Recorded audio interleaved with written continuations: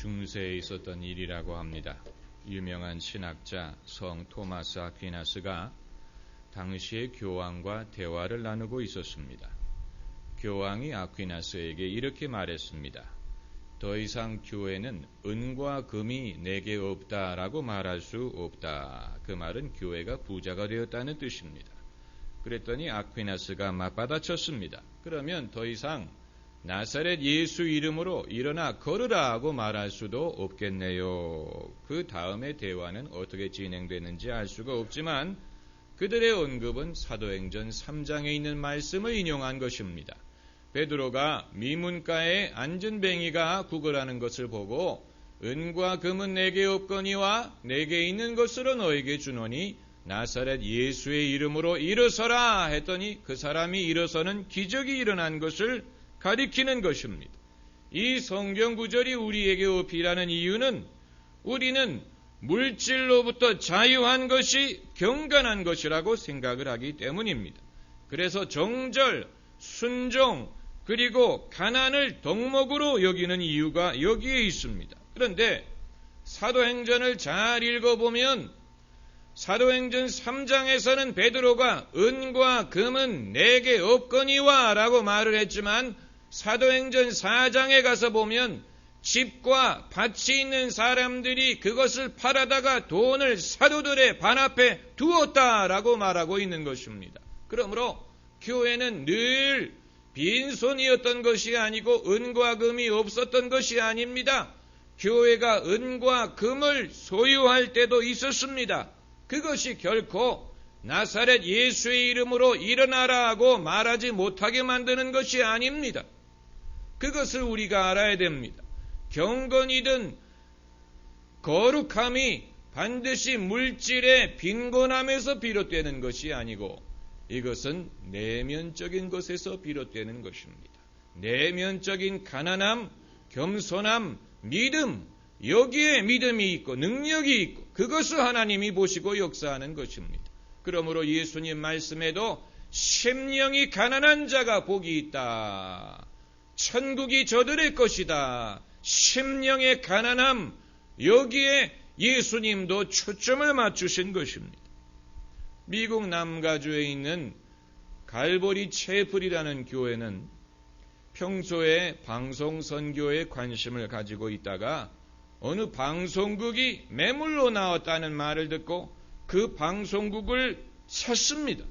여러분, 방송국 하나를 사는데 돈이 얼마나 많이 드는지 아십니까? 그러나 그 교회가 방송국을 샀기 때문에 오늘도 우리가 남가주를 가게 되면 FM 방송으로 24시간 하나님의 말씀과 기독교 음악을 들을 수가 있습니다.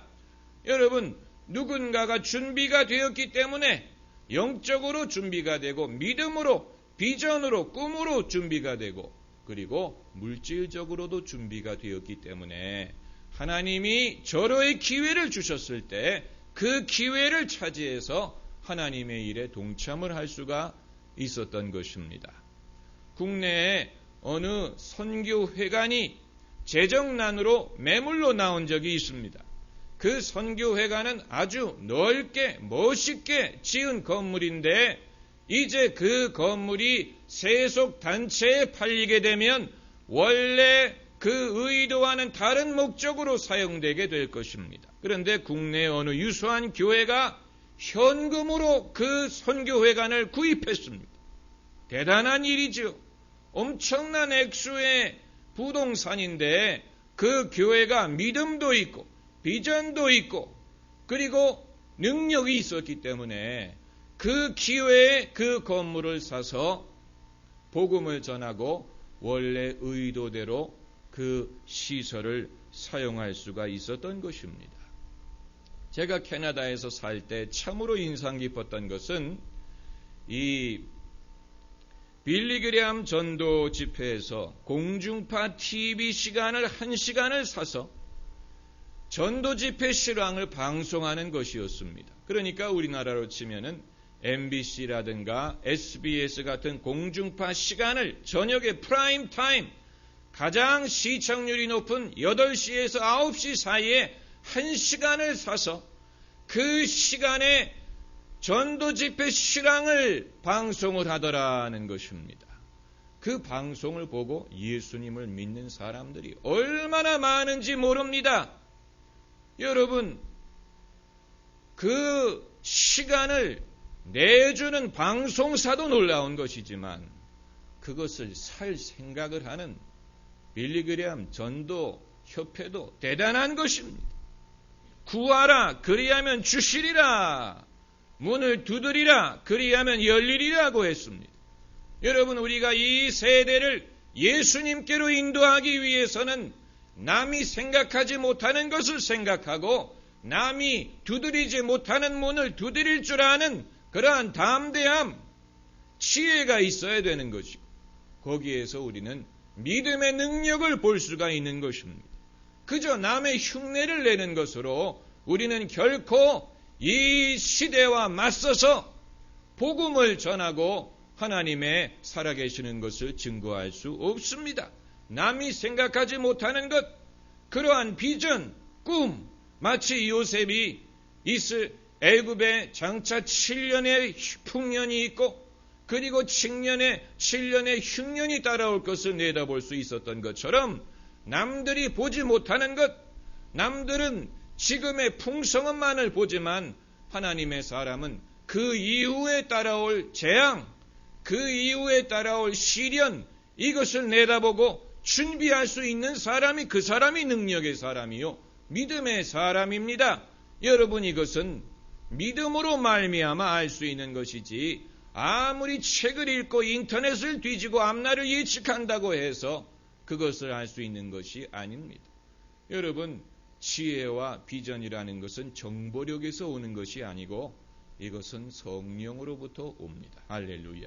그래서 말세에 내가 내 영을 모든 육체에게 부어주리니 젊은이들은 환상을 보고 늙은이들은 꿈을 꾸리라, 너희 자녀들이 예언을 하리라고 했는데 이 환상이라는 것이 바로 비전을 말하는 것입니다. 비전, 우리는 국가의 비전을 원하고 정치인들에게 비전을 원하고 교육자들에게 비전을 원합니다. 교회의 비전을 원합니다. 이 비전은 공부나 정부에서 오는 것이 아니고 성령이 주시는 것입니다. 성령. 그렇기 때문에 우리가 이 시대에 주님을 섬기고 주님을 믿는 믿음과 복음을 전해야 될 사명이 우리 모두에게 있는데 이 일을 제대로 하기 위해서는 우리에게 남이 갖지 못한 꿈과 비전과 믿음, 용기, 그리고 이제 하나님이 허락하시는 범위 안에서 능력을 갖춰야 될 필요가 있습니다. 능력. 이러한 기회는 하나님이 주시는 기회가 올 때 준비된 사람이 그 기회를 차지할 수 있습니다. 마치 등에 기름을 준비한 처녀가 신랑이 왔을 때 잔치에 들어가지만 등에 기름을 준비하지 않은 게으른 처녀는 잔치에 들어가지 못하는 것처럼 주님이 언제 오실지 우리는 알 수 없고 주님이 언제 문을 열어주시고 문을 두드리실지 우리는 알 수 없습니다. 우리는 등에 기름을 준비하고 기다리는 것뿐입니다. 우리가 원하는 부흥이든 우리가 원하는 무엇이든 간에 언제 그것이 올지 알 수 없지만 평소에 겸손하게 준비하는 사람, 평소에 남들이 다 놀러 다닐 때 고독하게 독서실에서 공부하는 젊은이, 남들은 다 쾌락과 세상의 즐거움을 쫓아갈 때 새벽에 성소에서 기도하는 사람, 은혜를 구하는 사람, 하나님의 말씀을 읽고 묵상하는 사람이 바로 자기의 등에 기름을 준비하는 사람. 그래서 주님이 신랑이 기대하지 않을 때 오실 때 기름을 준비한 사람은 그 잔치 자리에 들어갈 수 있지만 기름이 없는 사람은 바깥 어두운 곳에서 이를 갈며 슬퍼 울미 있으리라고 했습니다. 여러분, 오늘 본문의 비유를 보면 주인이 잔치를 준비하고 사람들을 초청을 합니다. 여기서 잔치가 상징하는 것은 천국입니다. 천국은 잔치하는 곳이라고 했습니다. 그렇기 때문에 탕자가 아버지 집에 돌아왔을 때 아버지가 그를 문책한 것이 아니고 꾸중한 것이 아니고 살찐 송아지를 잡아서 잔치를 열어주었습니다. 그것은 천국의 기쁨을 상징하는 것입니다. 탕자가 아버지 집으로 돌아왔을 때 제일 싫어했던 자가 누군지 아세요? 살찐 송아지. 살찐 송아지를 잡아서 대접을 했으니까 예수님은 천국을 잔치자리에 비유하셨습니다. 그렇기 때문에 예수님이 최초로 행하신 기적도 가나의 혼인 잔치에서 행하신 일입니다.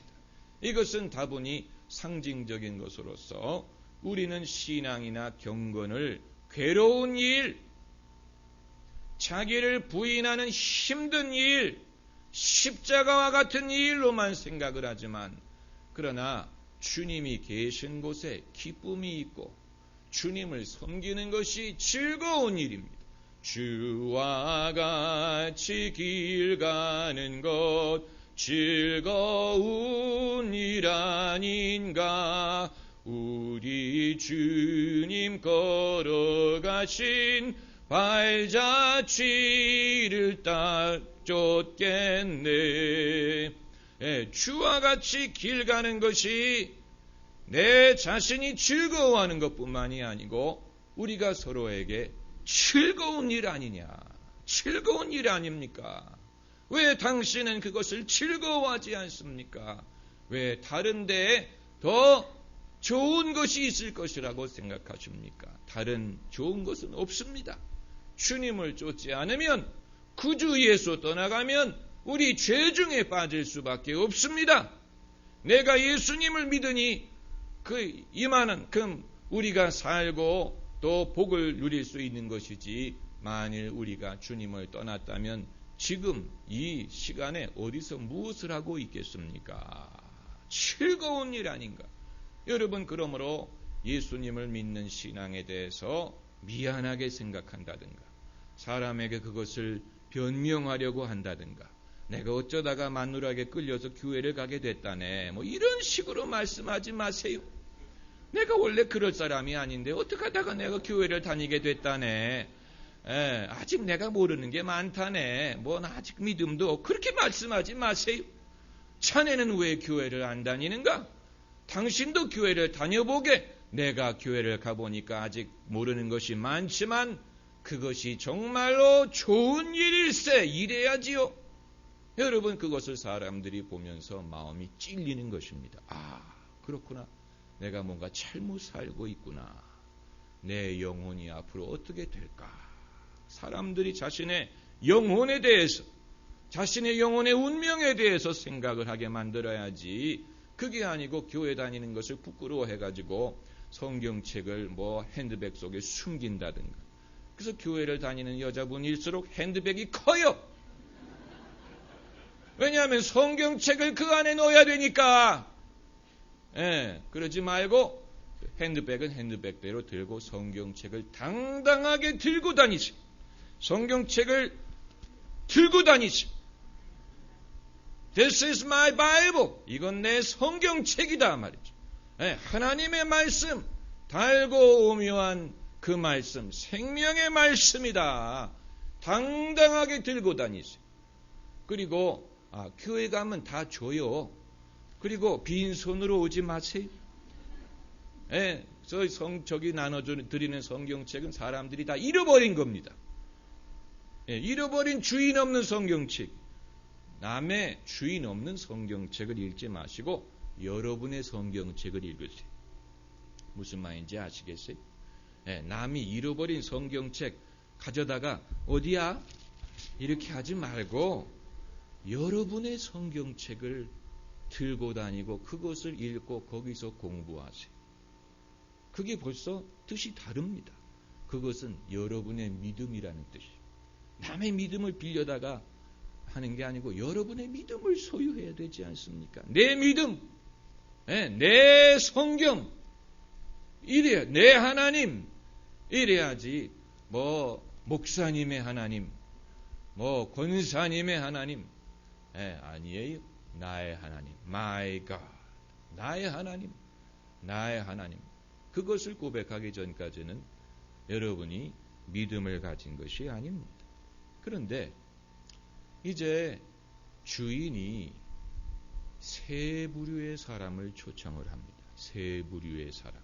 첫 번째 부류는 맨 먼저 초청했던 사람입니다. 이것은 주인이 보기에 당연히 올 줄로 생각했던 사람입니다. 당연히 초청에 응할 줄로 생각했던 사람들을 먼저 불렀습니다. 그런데 이 사람들이 하나같이 변명을 하면서 오기를 거부합니다. 첫 번째 사람은 내가 밭을 샀기 때문에 나를 용서하도록 하라. 용서하십시오면 용서하십시오지. 나를 용서하도록 하라는 뭡니까? 하나님이 용서하시지 않는 죄가 있는데 바로 이것입니다. 천국에 오기를 초청하는 것을 거부하는 죄는 용서하지 않습니다. 예수님을 믿기를 거부하는 죄에는 다른 용서할 수 있는 길이 없습니다. 이것은 하나님도 용서하시지 않습니다. 두 번째 사람은 내가 소 5겨리를 샀으니 못 가겠다. 세 번째 사람은 내가 장가 들었으니 못 가겠다. 장가 든 것하고 못 가는 것하고 무슨 상관인지 모르겠는데 여러분 사람의 소유나 직장이나 결혼 생활이 주님의 응답을 받아들이기를 힘들게 만들다면 여러분 그것은 여러분에게 걸림돌이 되는 것입니다. 여러분이 장차 결혼을 했는데 그 결혼을 한 다음에는 교회 다니기가 힘들어지고 신앙생활이 힘들어진다면 차라리 천국을 위해서 그 결혼을 연장을 하든지 보류하는 것이 차라리 낫습니다. 왜냐하면 이 본문에 나오는 사람처럼 되는 것을 원치 않으니까 내가 장가 들었기 때문에 못 가겠다. 그렇다면 차라리 안 가는 게 낫지요. 어느 것이 낫습니까? 결혼하고 지옥 가는 게 낫습니까? 독신으로 살고 구원받는 게 낫습니까? 그렇기 때문에 두 번째 부류의 손님들이 등장을 하는데 이 사람들은 밭을 살 수도 없고 소를 살 수도 없는 가난한 사람들, 불구자들, 장애인들 이런 사람들을 주인이 초청을 하니까 그들은 다 오더라는 것입니다. 왜냐하면 그들에게는 걸릴 것이 없어요. 그렇기 때문에 천국에 들어가는 사람 중에는 첫 번째 부류에 속한 사람보다 두 번째 부류의 사람이 훨씬 더 많습니다. 그리고 차라리 이들에게 어떤 장애가 있든 가난이 있든 그런 것이 있어서 천국의 잔치의 초청을 응하는 데 걸림돌이 되지 않는 것이 복됩니다. 그렇기 때문에 오늘 본문 15절에 하나님 나라에서 떡을 먹는 자는 복되도다. 그게 진짜 복이에요. 이 땅에서 약간 어려움이 있고 가난이 있고 아픔이 있었더라도 그것이 나로 하여금 하나님 나라에서 떡을 먹게 하는 것이라면 복된 것입니다. 그리고 세 번째 부류의 사람은 두 번째로도 이 잔치 자리를 채울 수가 없었다. 그래서 더 멀리 있는 산울가에 있는 사람까지 데려다가 자리를 채운다고 했습니다. 여러분은 어느 부류에 속했다고 생각하십니까? 첫 번째 부류에 속한 사람은 적어요. 처음부터 저 사람은 예수 믿을 사람처럼 보인다. 저 사람은 목사감이다. 이런 사람들은 적고요. 정말로 목사감이 목사가 되려고 하지 않았기 때문에 다른 일 하던 사람을 불러다가 목사를 시키고 그것도 부족하기 때문에 방황하고 멀리 있던 사람까지 데리고 오는 것입니다. 처음부터 이 사람은 목사감이다 라고 한 사람은 다른 일을 하느라고 바쁘더라는 거예요. 안 오더라는 거예요. 그래서 원래 계획에 없었던 사람을 부르는 것입니다. 그리고 멀리 있는 사람까지 데리고 오는 것입니다. 왜냐하면 아직도 자리가 남아있기 때문에. 여러분, 하나님은 많은 자리를 예비하셨습니다. 내 아버지 집에는 너희가 거할 곳이 많도다.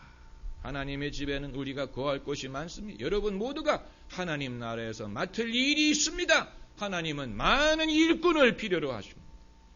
다만 오려고 하지 않기 때문에 주님께서는 오늘날도 당신의 종을 보내서, 그 종은 교회를 뜻합니다. 말씀하시기를 모든 것이 준비되었으니 오소서. 그 말은 하나님의 나라는 은혜로 간다는 얘기입니다. 우리의 행함이 아니요 하나님의 은혜로 가는 것이고, 그 은혜가 우리에게 족합니다. 할렐루야. 기도하십시다.